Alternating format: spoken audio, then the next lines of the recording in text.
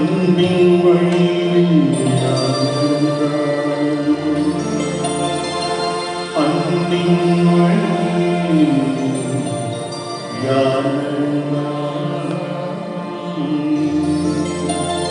அவள்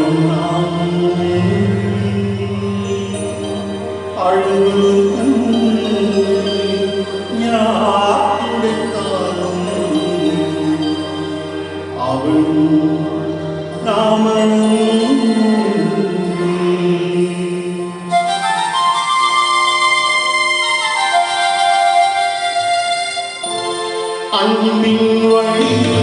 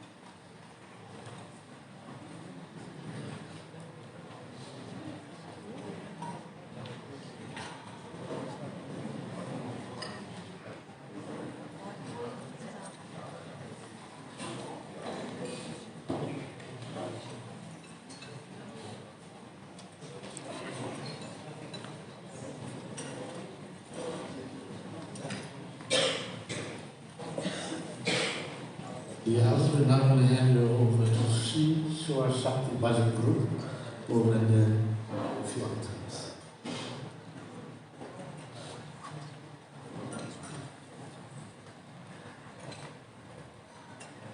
They will take their one hand.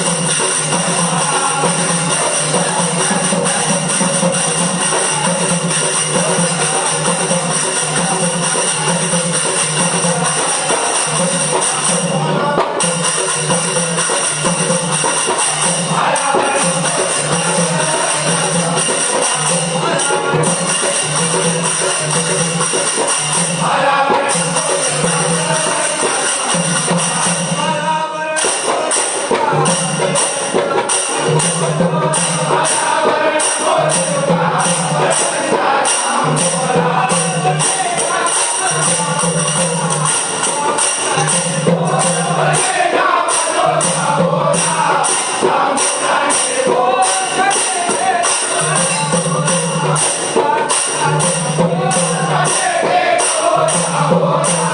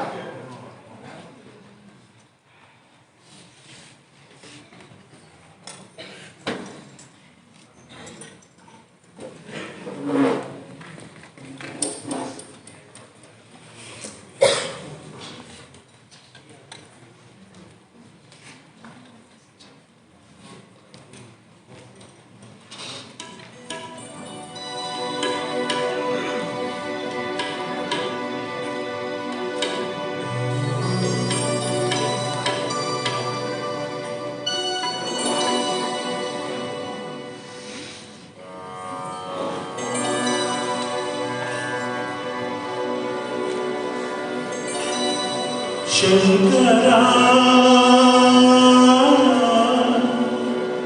Nada Sarira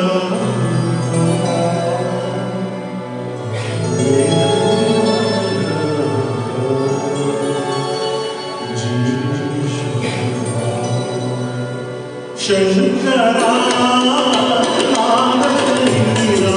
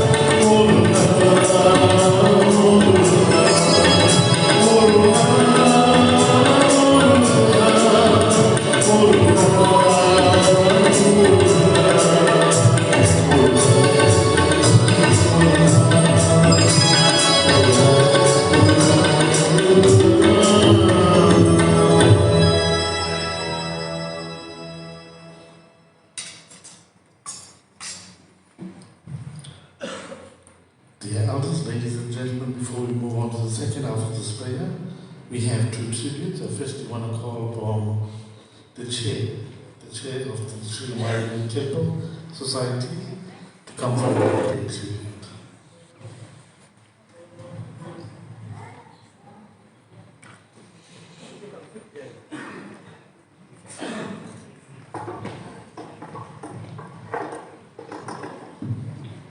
Malcom, Namaste, Namaskaram, good evening to one and all of you. So today we pay tribute to our late Guru, Malcom, as is popularly known, Naidoo. And so when I spoke at the funeral, it was difficult and it was emotional, simply because of the stature of our Guru, our late Guru. He had been with us for only 4 years, but I had known him from 1999-2000. Auntie Neela and Dixon had known him for much longer than that when he worked for Bell's Island, a marquee company that used to come and install monkeys here for us, for our functions. And so our Guru had a long history with the Shri Mariamman Temple. So, in terms of that particular history, when we met Malcom, he was always a very quiet, humble, soft-spoken person. And so one day, we were, as I said in the funeral, looking for a priest. And by chance, because our Guru, our late Guru, would come here and render bhajan services with the bhajan groups that are here and others, and bring in his Woodacre groups, Sydney and I got to meet with him, and we employed him as our Guru at the temple. Lo and behold, we thought we'd have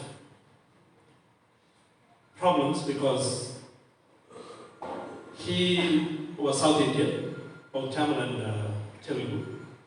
And we had people that visit our temple who are from other language groups.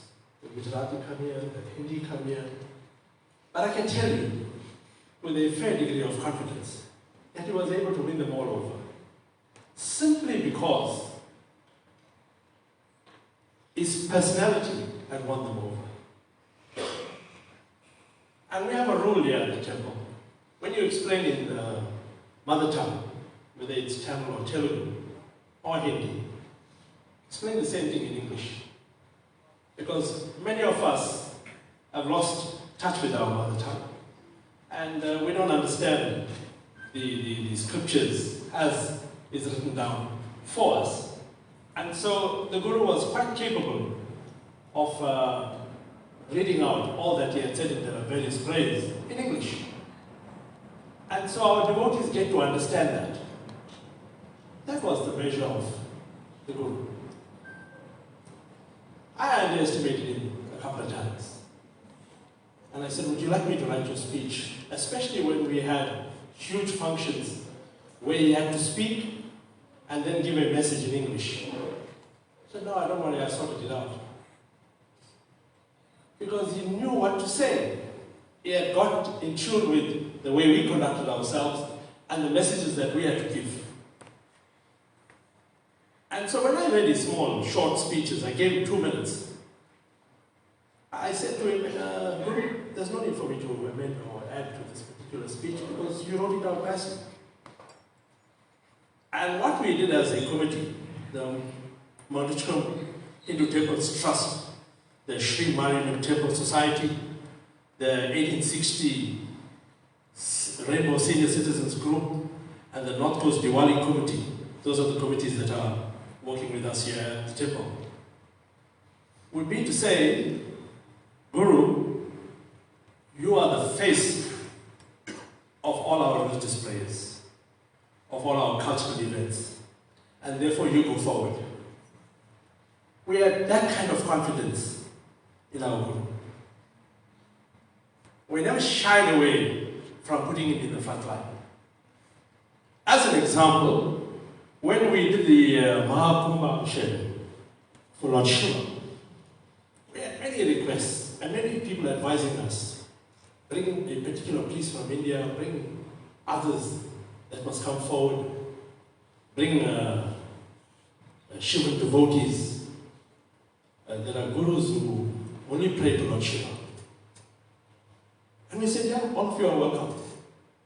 But when you come here, you will be led by Guru Malcom or by Guru Karwana. If we don't put confidence and trust in our own Guru, who else would?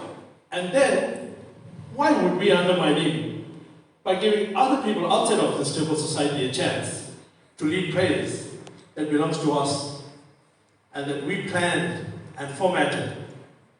And what we found over a period of time is that the other gurus, the other priests and swamis, some of them, warmed up to Guru Karwana.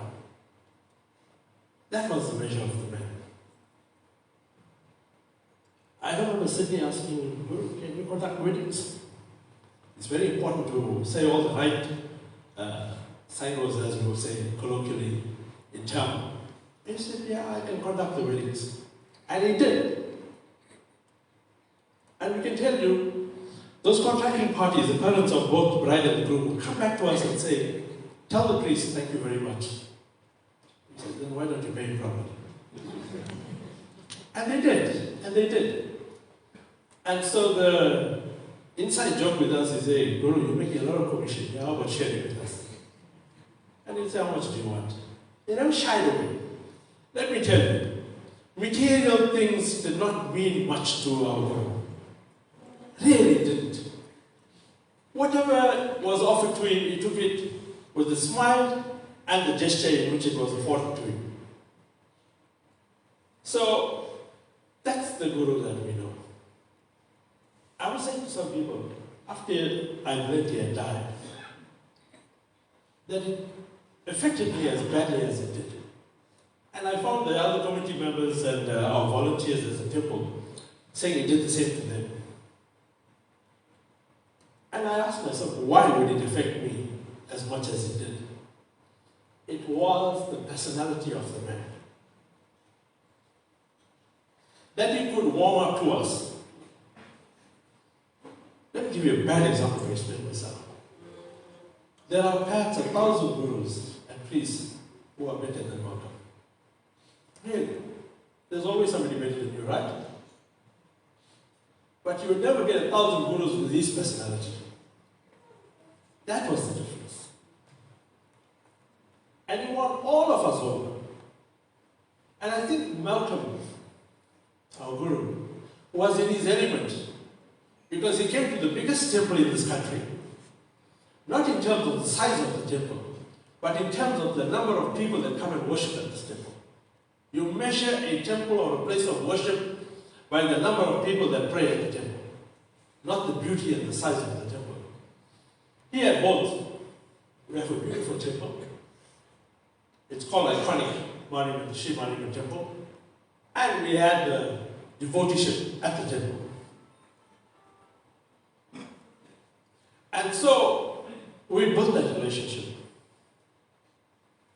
Sydney and I, 2 weeks before he had passed on, met with the Guru and said, please explain to us your diet. Please explain to us what you do outside of temple hours, etc., etc., etc. And he laid it out, and we said, okay, from next week, we are going to take over your medication and the manner in which you take your medication, and we're going to buy you a mask for your oxygen tank and so on, and we are going to put you into quarantine to make sure you take your medication. That's the naughty part of the Guru. He didn't take his medication on time. We got that from Ravi as well. That Malcom was naughty in that he didn't take his medication or he missed his tablets. So whilst I'm here, let me also pay a special tribute to Malcolm's sister and her family, to his brother and his family, and particularly to Ravi and his family, for the manner in which he took care of the Guru.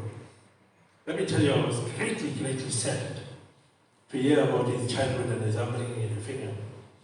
I was shocked to hear the conditions that him and his mother had to go through. He didn't have a dad, because his dad had passed on.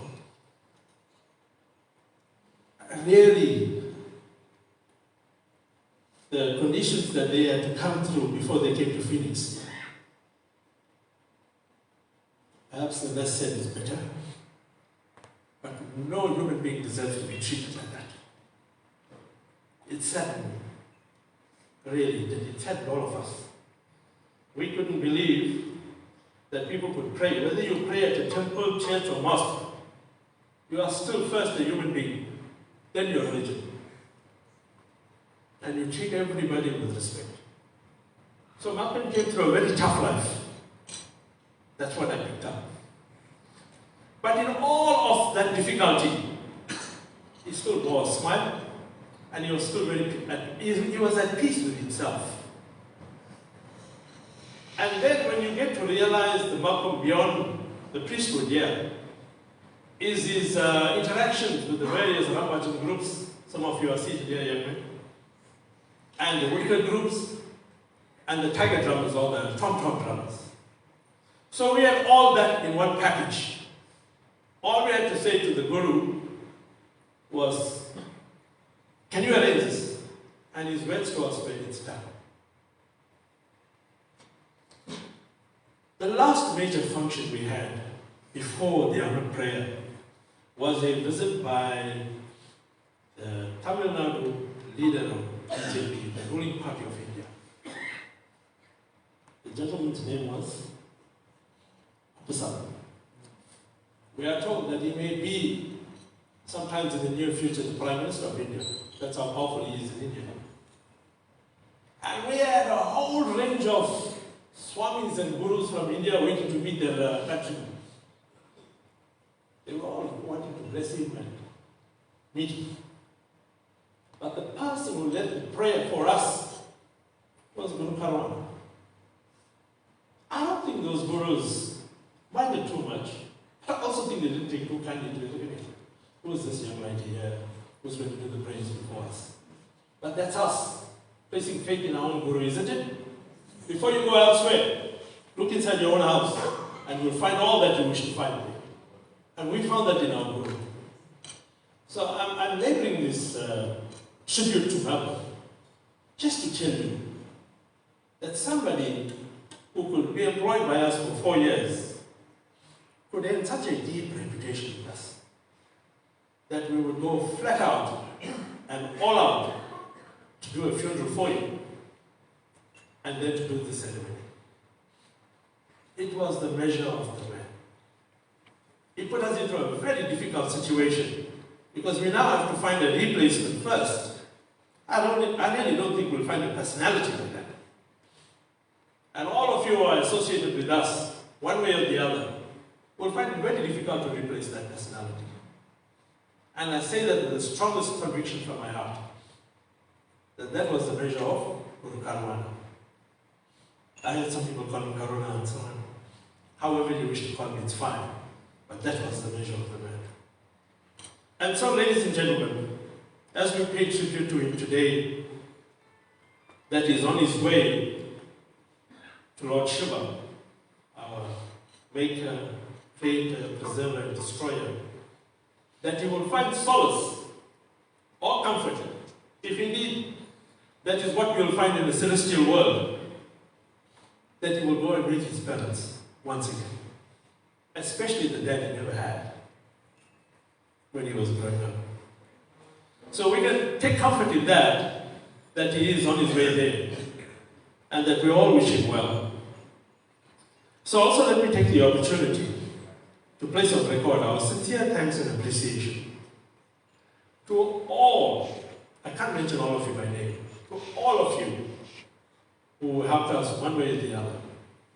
So I want you to know, Ravi and the family, that there are people who have never met our Guru, from Escort, Dundee, Pietermaritzburg, Chatham, never met one. We know that for a fact, who contributed towards his funeral.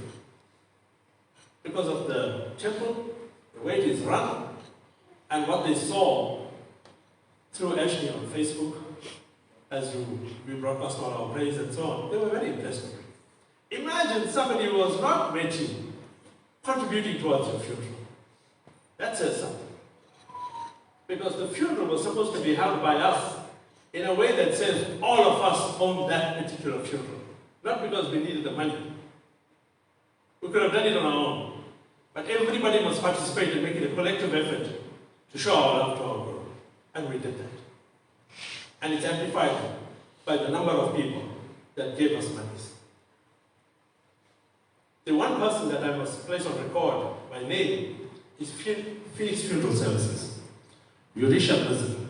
When we called her, she said, "Dad."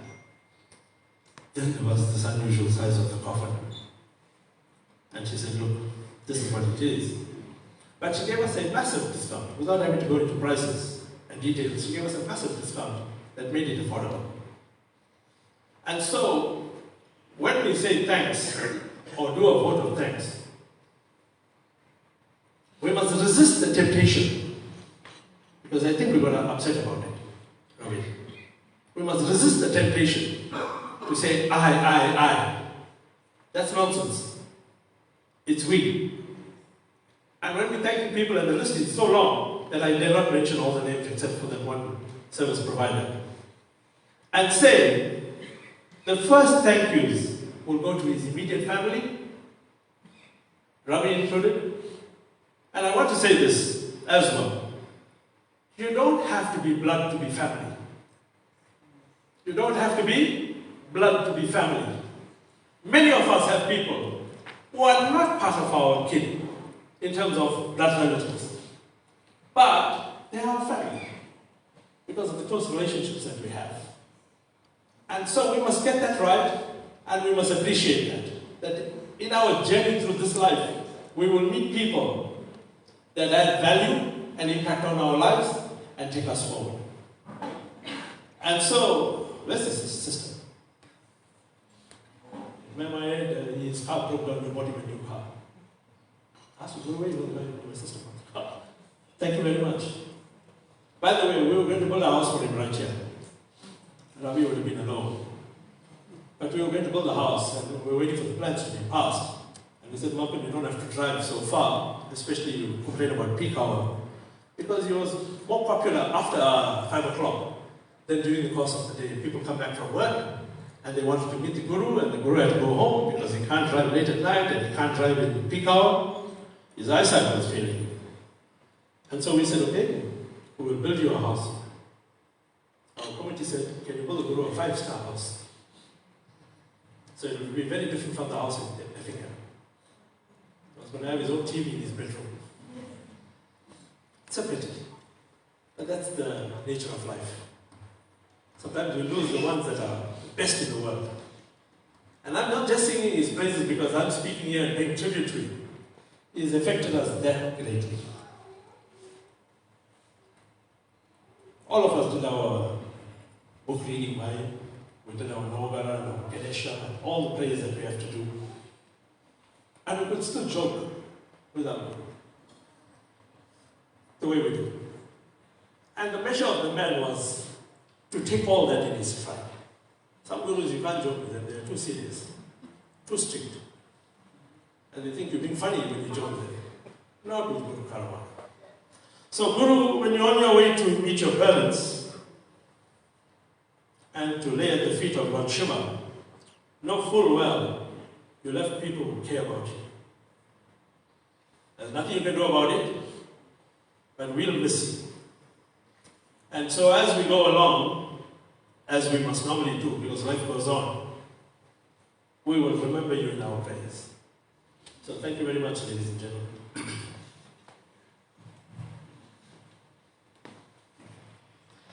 To come forward and pay tribute now, I call upon Mariamman Naidoo.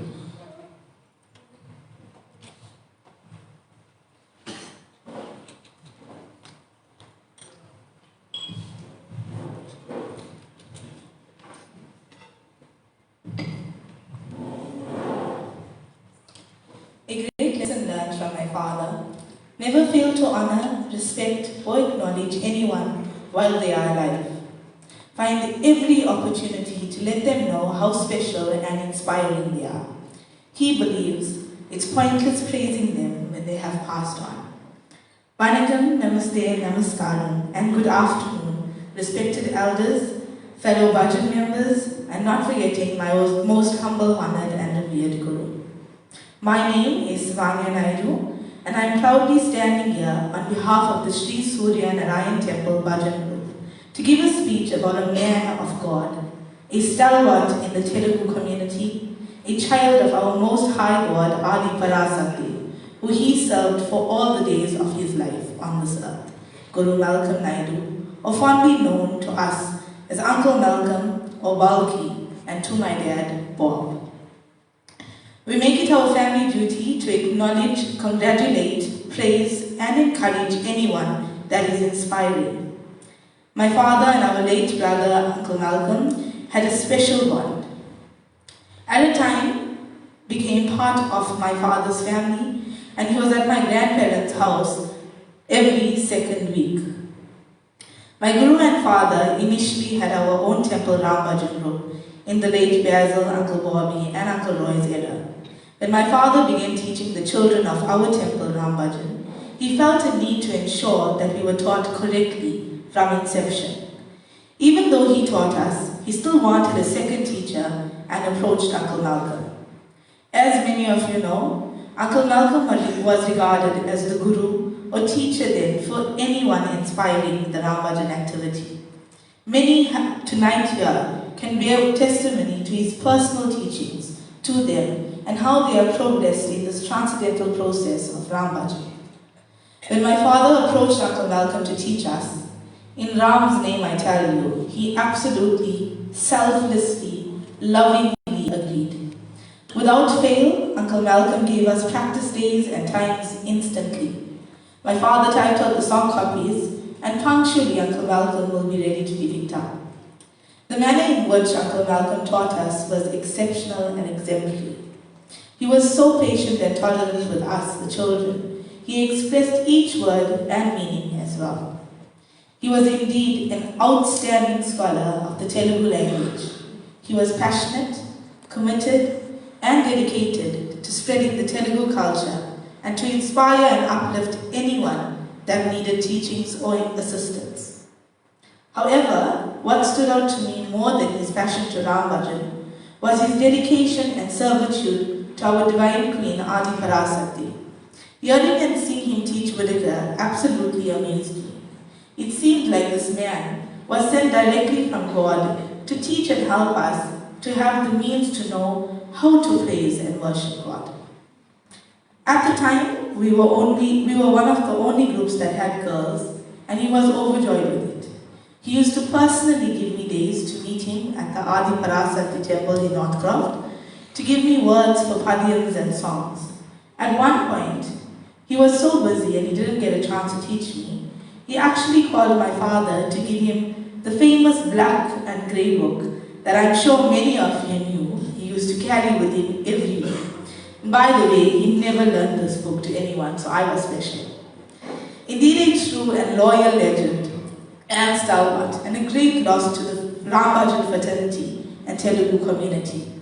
His humble and polite approach was distinguished and remarkable.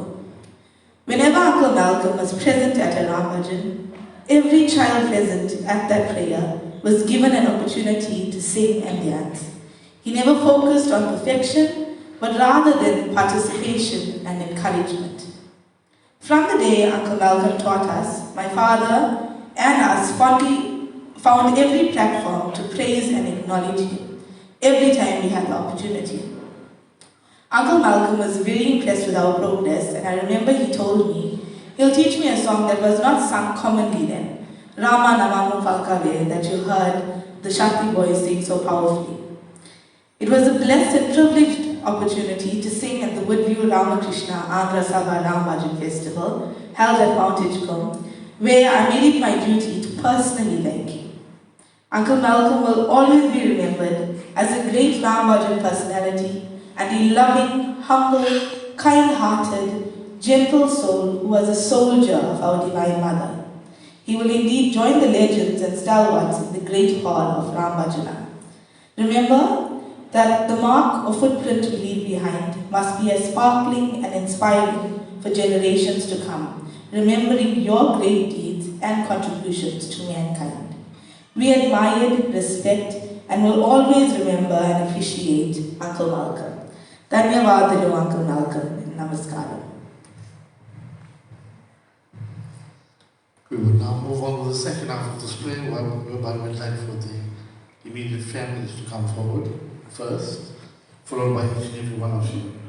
Looking at the large number here, I humbly request of you to please come in numbers of 4s and 5s, so that we can bring this prayer service to a conclusion on time. Like I've said at the very beginning, after you've come forward and offered your prayer, please go back and be seated very quietly until we bring this prayer service to a very dignified conclusion. The immediate family.